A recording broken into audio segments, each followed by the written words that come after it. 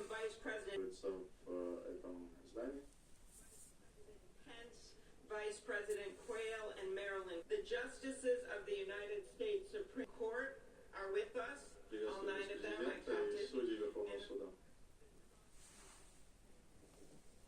This ceremony marks what will soon be 250 years of our democracy.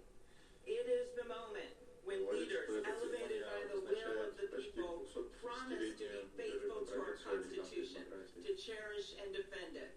It is the moment when they become, as we all should be, the guardians of our country. Through war and peace, through adversity and prosperity, we hold this inauguration